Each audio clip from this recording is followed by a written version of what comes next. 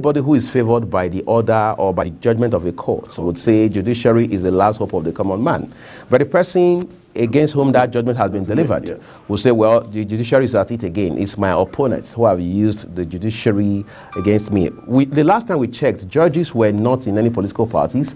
Judges were not funding political parties. Judges were not even participating in elections as we know it. So it raises the questions of how then are judges, or how then are the courts influenced. Of course, it's a shame too that we have seen in this country how judges have been taken to courts, how evidences have been brought forward by the ICPC, by the EFCC, in some cases even by the police, to say, look, this judge had his daughter wedding sponsored by a politician. This judge had an SUV bulletproof bought for him by a politician. This governor had this judge had a governor, a sitting governor, buy him a house overseas, and so on and so forth. So I think the judiciary also has to take an inward look at itself, and where necessary, purge itself. Looking at the point where the judges were raided at a point, the sting operation. The sting operation. Right. Would you say that has kept the judges on its toll and made them want to play to whatever dictates of the ruling government, knowing that they can be, pushed to the corner by the ruling party? It's interesting. We're not even supposed to be having this kind of conversation, but it is where we are now, and as they say, it is what it is. All right. I don't know how much that sting operation may have influenced judges, but I think if it did anything at all, it should be that it got judges to be more upright, to be more forthright, to be more responsive to the dictates of the Constitution, to put the Constitution first, all right, in such a way that no matter how highly placed an individual, in this case a politician, is, whether you are a former governor of a state, you are a former president, you are the chairman of a party, it won't influence a judge. Because I'll tell you something, Tony. Somebody told me one time, a lawyer, he said, look, picture this scenario. A judge is driving to the courts, and he sees a man just 2 houses away from the court, killing somebody, and the person dies. He gets to the court, and 1 hour later, that man is brought into the court by the police to say, this man has killed somebody. He said, even though that judge saw that man kill that individual, the police or the prosecutor will still have to bring evidence that that man actually is the one who killed the other person. What that means is judges are supposed to be devoid of emotions and sentiments. In fact, a very far senior colleague once told me that a time there was in this country where you won't even see a judge at social gatherings. You won't see a judge attending a wedding. A judge will live on the same street as you. You won't even know that that man is a judge. You just only know there's a human being that lives there, but you don't even know the man is a judge because he had next to no social life. But today we see judges do all sorts. We see judges granting interviews in atmospheres that are very concerning. Sometimes we see judges in very compromising states, and you're wondering what exactly is happening. You see, they say he who must come to equity has got to come with clean hands. But the question is, are judges doing that right now? Are judges not creating loopholes? Are they not leaving loose ends? Are they not making themselves vulnerable, subject to ridicule, and so on and so forth? But again, let's not forget real quick that we still have judges who have been able to stick with the truth, judges who are so principled that you can never blemish them. But we hope that the judiciary can, in its entirety, can be said to be like that. Because I'm sure, given the number of persons I've spoken to, whether it's on television or off it, about the state of our democracy, it's high time we moved away from this culture of litany of litigations that follows our election cycle, whether it's off cycle or the general election. Look at the 3 off-cycle elections now in the states of Kogi, Imo, and Bayelsa. Of course, as expected, all of those 3 states will have a preponderance of litigations. Of course, it's even far worse with the general election cycle. Up until now, we're still looking at cases from the last elections that were concluded in March of this year. So it's such a shame we're having this conversation. Okay, still talking about the judiciary. Let's move to Osun State, where Governor Adeleke did, based on the ruling or the call by the State House of Assembly against the state CJ in the person of Justice Adelebu Ojo. She was accused of abuse of power, corruption, and abuse of a rule of law. and she was asked to step aside, and quickly Adeleke did appoint an acting CJ in the person of Justice David Afolabi, who in turn rejected that appointment, right. Writing to this CJ NJC saying the governor didn't follow the due process. It was the NJC that had the right to make that appointment. How do you see that playing out? Because right now the governor is denying that he made that appointment. It's interesting. Nigeria has not been favored with so many. I won't say we don't have any, but Nigeria has not been favored with so many men and women in public offices with a heart to serve, with sincerity of purpose. Is a problem, because it's only in this country a governor says one thing on the pages of newspaper, on national television, and the governor is saying another thing off camera. It just shows inconsistency. It shows lack of integrity. I mean, for a governor who is the chief security officer of his state, even though many governors have denied that appellation.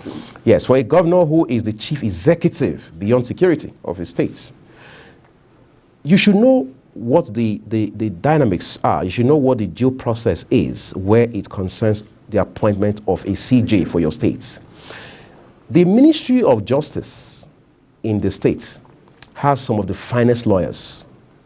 All right, so the governor is not bereft of advice in that regard.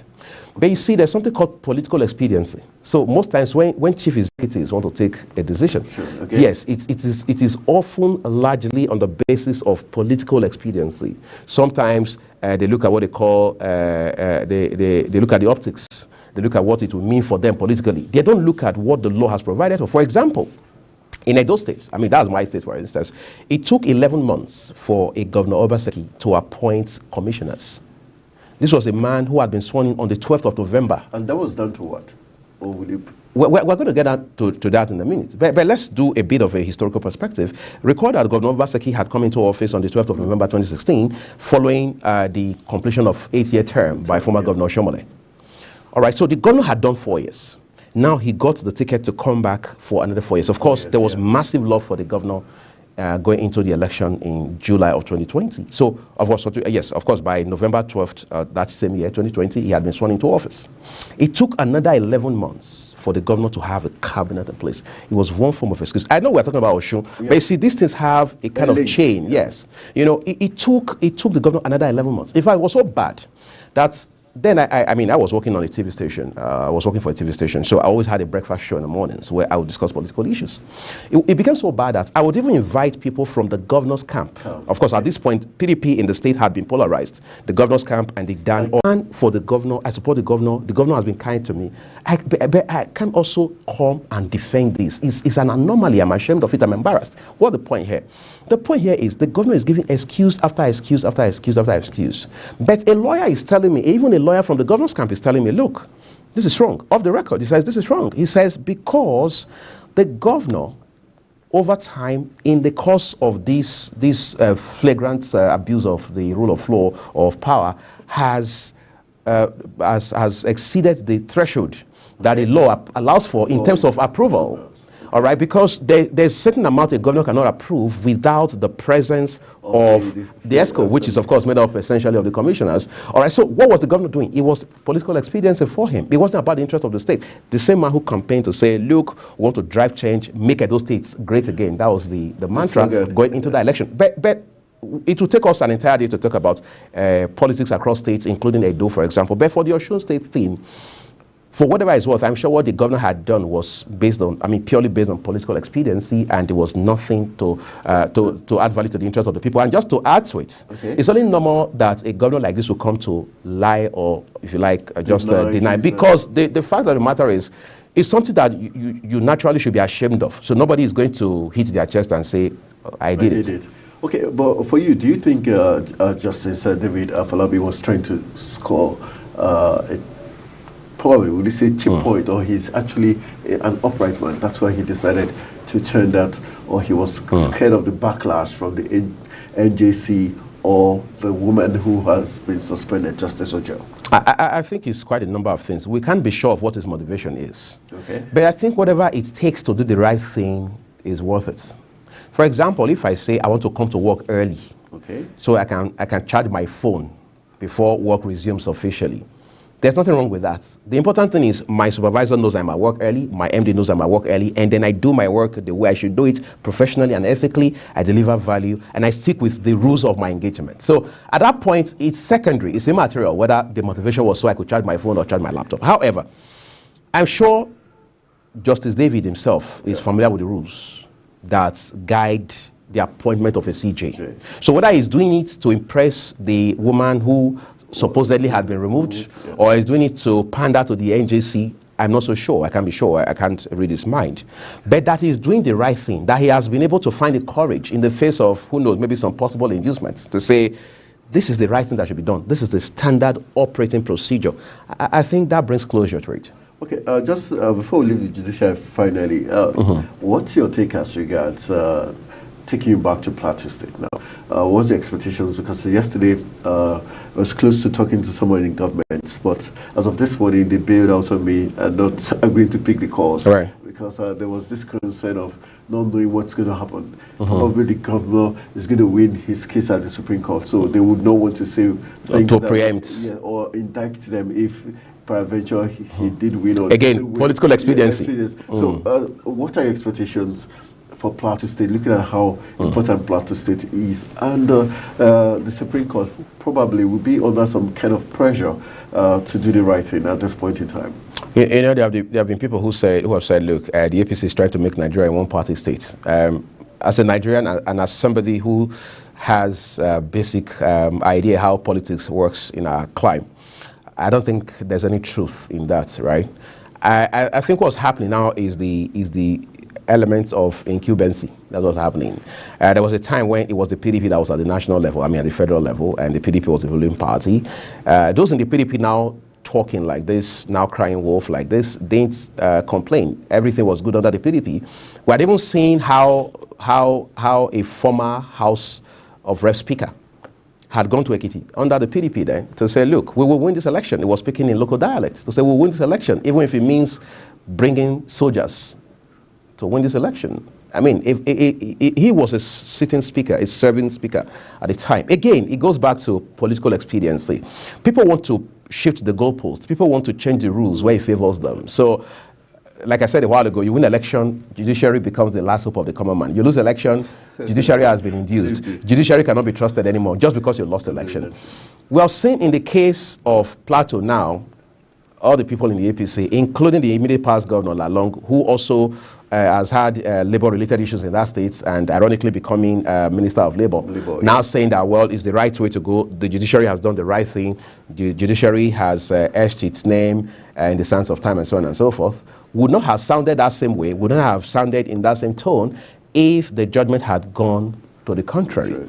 What it means is it highlights, amongst other very concerning problems, the sheer absence of patriotism, of country first. This idea of I must win. If it hasn't got to be, if it's not me, then nobody should get it. Look at Liberia, for example. Our president, Bola Tinubu, has congratulated George Weah now. I mean, has congratulated the Bokai, and of course, he also congratulated George Weah for saying that, look, you have shown example, you have shown to us that it's possible for a sitting president to lose election, bow out in honor, and still congratulate the person who has won election. Of course, we understand that President George Weah did that even before results were formally announced.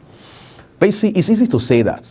In this same country, former President Muhammadu Buhari had been asked, in the run-up to the 2019 general election, what would you do if you were to lose this election? Would you call the winner, congratulate them, and then concede?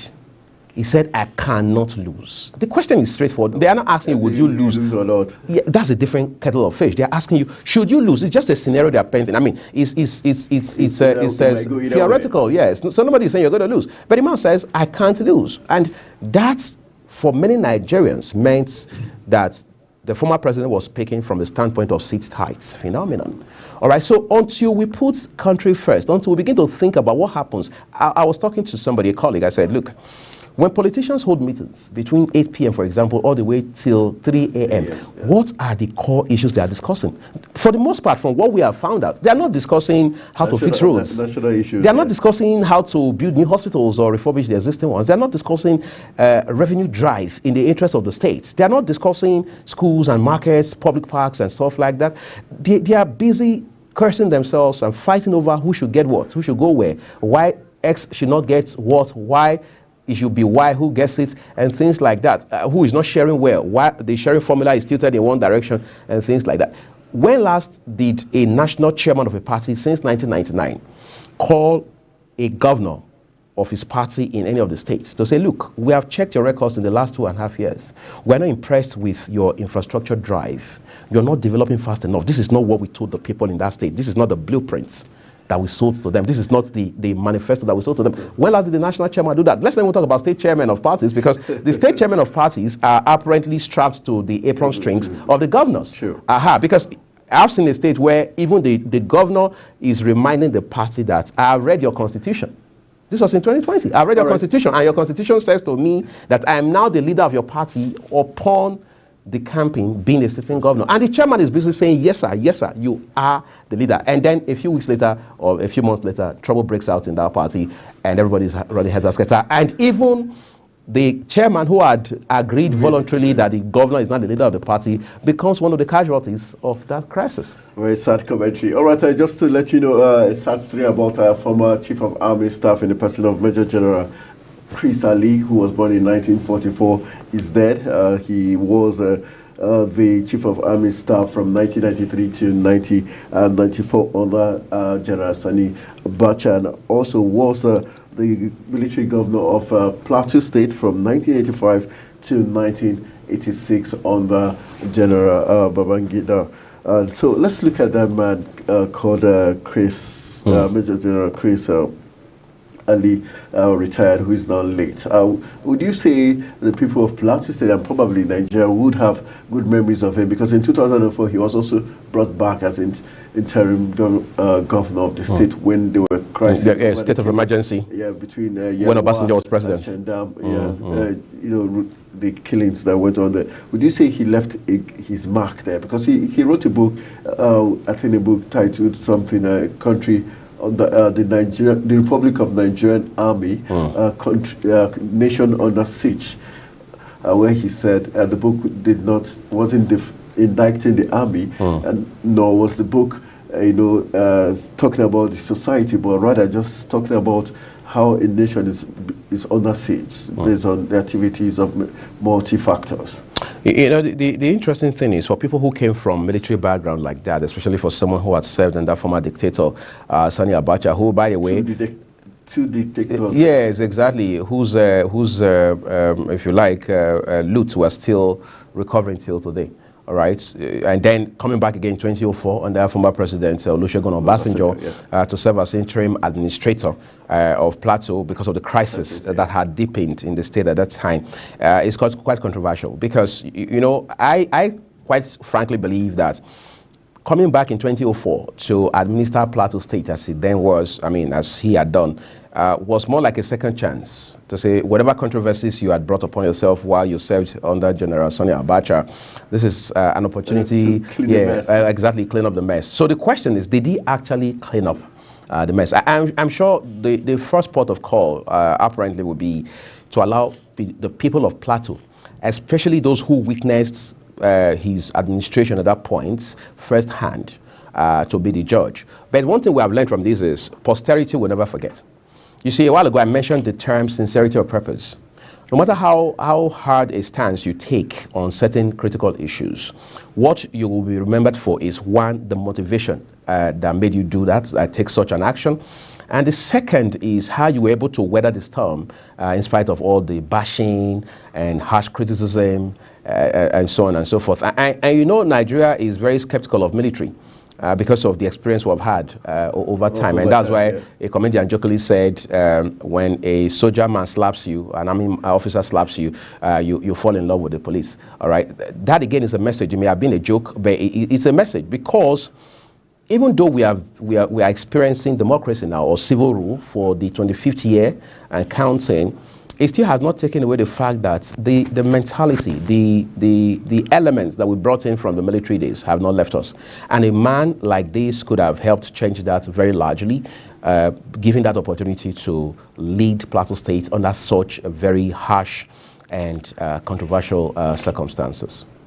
All right, we've got some very interesting story coming from Kaduna, where NAF officers who attempted to forcefully release fraudsters from their custody will appear in court soon. Let's look at the issue of Nigerian Air Force officers trying to go into EFCC to release alleged suspected fraudsters who were arrested by EFCC. Does that still show that fight between military and the police? Yes. You know, it's interesting. And is that not utterly wrong? Okay. Funny enough, on my way to work this morning, the radio was on, and then there's somebody taking calls, a show host is taking calls from Nigerians, and they're talking about the same exact issue that you have raised right now. As to whether or not it's wrong, of course, it's a no-brainer. It's totally wrong, no doubt about that. And then you're wondering, is there an overlap between the military and the police? Definitely not. Is there an overlap in particular between the Air Force and the police? There isn't any. But you see, I mean, I've been raised to know that there's some sort of supremacy battle that has run, like it's a campus court clash, yes, between the military, not this time, not just the Navy, whether it's the Army, the Air Force, and the Navy, all three of them, and the police. The role of the police is very clear in the Constitution. The Police Act is very clear about the police, what their role should be, even though sometimes the police also oversteps its bound and begin to do the work of the FRSC and so on and so forth. That's probably a conversation for another day. But how do Air Force men, or as they call them, airmen, all right, attempt to release fraudsters? In fact, whether they are fraudsters or not, for the fact that they're in the custody of the police, it doesn't matter, the FCC, it doesn't matter what they've done. It doesn't matter. The important thing is these are people who have their own act establishing them. We have the EFCC Establishment Act, the FCC Act of 2004. Of course, that came into being in the days of former President Obasanjo, with the pioneer chairman, Malam Nuhu Ribadu, now NSA, yes, being the chairman at that time. What's the point? The point here is there's this feeling of we are superior to you. Therefore, we can call the shot over you. For example, I remember in my state back in the day, an army officer in plain clothes is carrying a piece of electronic, and then a policeman is asking him, where's the receipt for this piece of electronics? And he doesn't present it. Neither does he even explain to say, I have it at home, or it's not readily available. The next thing is he becomes very rash, he becomes very rude, and then the police arrest him, and he takes him to the police station, and the next thing you know is you find a truck of military men or military boys coming to invade the police station, sometimes even killing, shooting sporadically, and you see even the DPO taking to his heels because it's life first. What's the point in all this? We must create a system that respects the law, and all of these men have their own leaders at different levels. I remember there was a time a military man was driving on BRT lane. Then you have former Governor Fashola, then leading Lagos State, and he intercepted him, and he told him, said, look, he said, even if you are the GOC here in Lagos, you should understand that Lagos is a state that has its own leadership. It has its own civil system. It has its own traffic arrangements. This is a BRT dedicated lane you're riding on. And he told him something very incisive. He said, look, it's a two-way thing. For those who want to live in Lagos, you either live and play by the rules, or you leave Lagos for those who can live and play by the rules. I'm a bit relieved knowing that these men hopefully will be they will be arraigned in courts real soon, and we hope we're able to follow that story with the EFCC and all of the other stakeholders involved being transparent about how the developments of the Air Force. Do you think they will allow this go through the right process and not try to, prevent justice from occurring, because it's going to dent their image, obviously? Again, that's going to be an obvious obstruction of justice. Because you see, the law is blind. Maybe that's only in theory, but actually the law is blind. So the law does not even know whether it's the chief of air staff, as long as you have overstepped your bounds in the eye of the law. So the question of whether or not the Air Force authorities will allow this go through as required by the law is one conversation. But again, it's a sad one because we're not even supposed to be having such questions, asking such questions. Ideally, this man should be arranged like yesterday morning. So while we're looking forward to seeing them get arranged, whether or not the question of whether or not the leadership or the authorities of the Air Force will allow you to go through is pathetic. But, let's look at the other talking point. We've got the EU, the ACP agreement, talking about the African, Caribbean, Pacific nations agreement with the EU. Right. It started in 1975 in the Lomé Agreement before the Cotonou Agreement.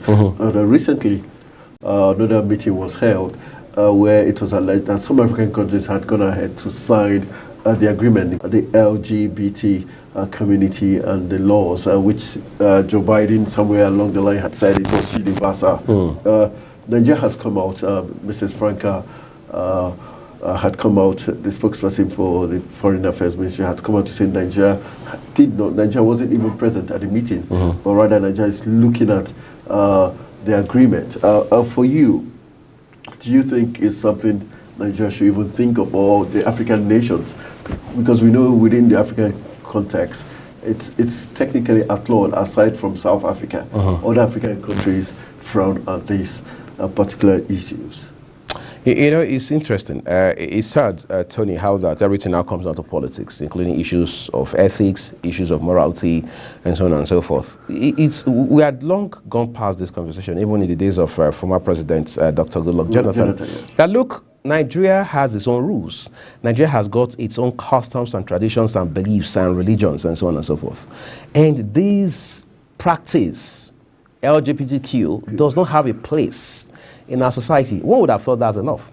But of course, the US and their Western allies have not relented in their push to ensure that they shove it down our throat. And we continue to say, you can't shove it down our throats.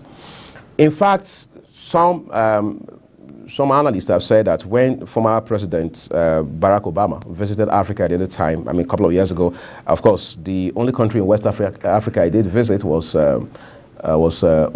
Ghana.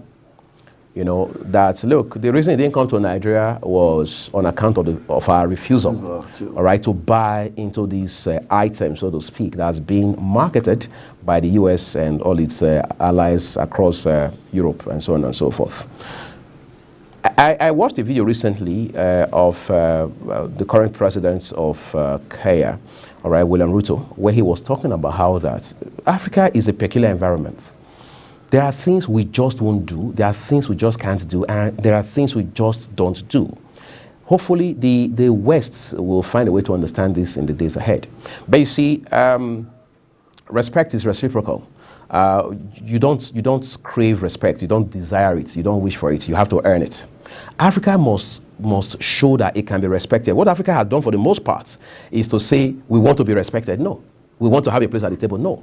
You fight for your place at the table. Okay. You fight to earn respect. Just the way it is between you and I, between you and your neighbors, you and your colleagues. It's pretty much the same rule when it comes to nations and how they relate.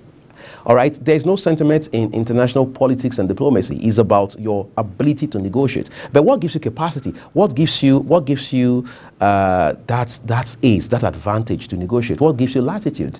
It is about the economic power that you bring to the world. What does Nigeria bring to the world as of today in terms of economic advantage? Apart from the fact that you have a bunch of countries that will just come here, exploit our mineral resources, and then take them as raw materials, including cocoa, for example, which comes back to us as chocolate, and we're buying.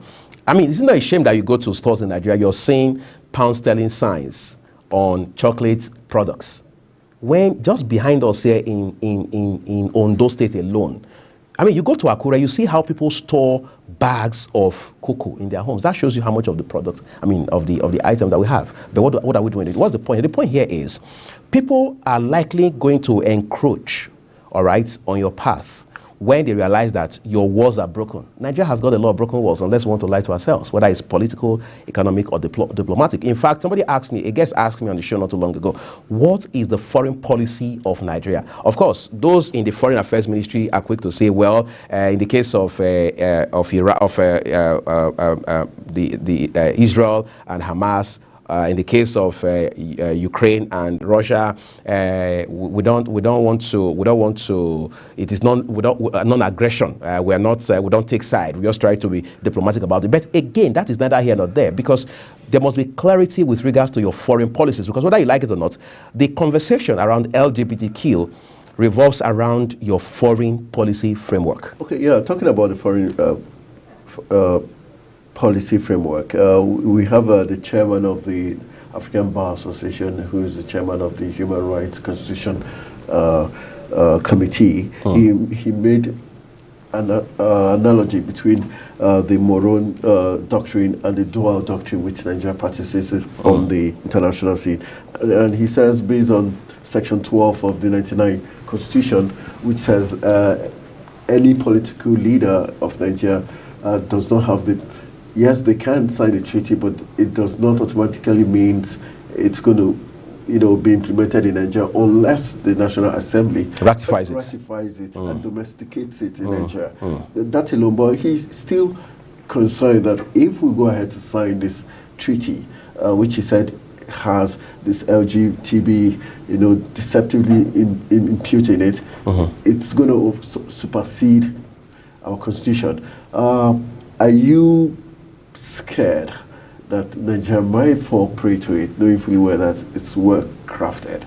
I find consolation knowing that even the Foreign Ministry has said very officially that we are still studying the agreements. You see, agreements are not in piecemeal. Agreements come as a bulk. Now, it's like when you get your contracts to work at an organization. They tell you this is your condition of service. When you read it through, you see different clauses, maybe up to 15, maybe up to 12, 10. You can't pick one clause. And exactly. So you've got to take it in whole, or you leave it all together. It's the same with the agreement. Like I said, I'm glad that the government says we are still studying. But you see, you cannot expunge. Nigeria does not have the liberty. Nigeria is not at liberty to expunge the LGBTQ clause in it. Exactly. So you either want to buy into, we all know how treaties work, all right? You either want to buy into it wholesale or you want to back out of it. But the question is, what is the chance that we will back out or we can back out? And what are the repercussions if we do? Because countries that refuse to accept LGBTQ are punished one way or another. And Nigeria has been punished on account of this as well. Let's look at, we're talking about punishing the countries who do not agree. They have about 100 countries in that organization. Right. And as much as 1.5 billion people. Do you think Nigeria, despite Nigeria being one of the biggest economy in Africa, might still have a say in making other African countries go with them or go against them? You see, these are like a political thought leader once said, these are times that test men's soul. And for Nigeria, the case is the same. In fact, for Africa as a continent, 54 nations across this continent is the same case, the same scenario altogether. Now, the question is, like you asked, is there any chance? What are the odds that... Looking at our economy, yes, one of the biggest in Africa. In fact, as of today, Nigeria is said to be the biggest, even though there's still the back and forth about South Africa being bigger than Nigeria and so on and so forth. But Nigeria is a huge market. 200 plus million human beings. That's no child's play. But that said, look at the East African bloc of the continent, for example. You see what countries like Rwanda and Kenya are doing, for instance. We've seen what Ghana is doing. We've seen a few other countries, even around Southern Africa, for instance. But the question of whether other countries will follow, will toe the path of Nigeria or not, I would respond by saying, first of all, it's also going to test the conviction of these countries. And then it's going to remind them that they are first African countries before anything else, before political consideration. Because most of these countries, what happens is, the West finds a way to bend their hands backward in such a way that they threaten them by saying, we're going to cut off your aid, the aid that we give to you, we're going to do X, Y, Z, and so on and so forth. So these countries feel, if we don't get this aid anymore, or this assistance or this support from these countries, we're going to be at a disadvantage. Therefore, they have no other option than to lean backward, all right? What's the point here? The point here is such countries will also suffer ultimately, because you are doing what they call play now, pay later. But a country like Nigeria, being the big brother, should be able to pay now so that not only Nigeria, but indeed Africa will be able to play forever. All right, just to wrap our conversation up, just to add some bit of light over the weekend, just drafting us into a little bit of the sporting angle. Nigeria again at it again. The Super Eagles were in action against Zimbabwe, and all they could manage was a 1-1 draw. Right. We saw this kind of results pan out during the last qualifier for Qatar 2022, and at a point, at the end, we didn't go to Qatar. Do you think the Super Eagles are beginning to wumble and fumble again? 2 draws in a row. One, you had one in Nigeria, now one away. You know, somebody was saying yesterday on Facebook that, look, I know all of you want me to stop supporting the Super Eagles. I will not. I will stick with them all my life. After all, you also have clubs. I mean, you have on your club side, you have several teams that have been losing, you know, constantly, losing steadily, consistently, and you have not left them, you have not abandoned them, you are still pitching your tent with them. But I read down to the post and realized that the person was being sarcastic. You know, I mean, that's probably the height of sarcasm I've seen in recent times. But you see, we can't be a country that misses it at the base. They won't go to the stage and see excellence. It is called, I mean, for those who studied computer science, it's called garbage in, garbage out. But could we refer to the Super Eagles as garbage in, garbage out? No. We're talking about the quality of the players. Not the players. No. Look at the context. We're talking about preparation, not about the players. Of course, these are players doing well on their club sides for the most part. Exactly. So that is a no-brainer. Yes, we're talking about garbage in, garbage out. We're talking about preparation. We're talking about administration. Somebody asked a question, Tony, not too long ago. When do countries generally, let's say across Europe and Latin America, when start preparation? Start preparation for the World Cup or for the Olympics versus when Nigeria starts preparation? I mean, you know that answer as much as I do. We're talking about, so it is garbage in, garbage out. For example, you and I spoke yesterday and we talked about the show for this morning and the shows for later today. So you don't come here this morning and you're not telling me you just suddenly realized we're supposed to have shows today. So the preparation has started over the weekend. So what's the point? The point here is, how do we administer our sports? Imagine in this day and age, in 2023, you still find Falcons, Super Falcons, and all other teams coming to say, we have not been paid this allowance, we have not been paid that allowance for some of the events that happened 2 years ago, 6 months ago, 1 year ago. The question is, where is this coming from? And then you find the administrators of these different associations, these different leagues, say, no, we have paid them. No, we have not paid them. No, we paid them half. No, we will pay them. No, we are about to pay them. I mean, no clarity, no sincerity of purpose, no clear-cut direction as to how you're providing leadership for these teams. And every now and then, it's either there's fire, outbreak, yes, you know, at the football house, or there's one animal coming to swallow the money, or all of the documents are disappearing. You may say, well, how do all these events or incidences, you know, relate with their performance on the pitch? They affect their performances 100%. Because my people say, if a man is going to have pounded yam for dinner, he has to make the decision by breakfast time, so that they can go to the farm early enough to get the yam required for that pounded yam. So you can't come at 5 p.m. and be telling your wife in the village that you want to have pounded yam for dinner, when you could have done that maybe between 5 and 7 a.m. All right, it's been an exciting time having we in the studio breaking it down like a piece of cake. I want to say thank you very much for joining us on the Global Morning, and thank you for your powerful analysis of all the talking points. I guess you're well informed right now as regards all the issues plaguing Africa's biggest black nation, Nigeria. My name is Anthony Momodi, and we're saying thank you for joining us on Global Morning. Keep on watching Duba Television. We've got so much more for you in the course of the day. Good morning.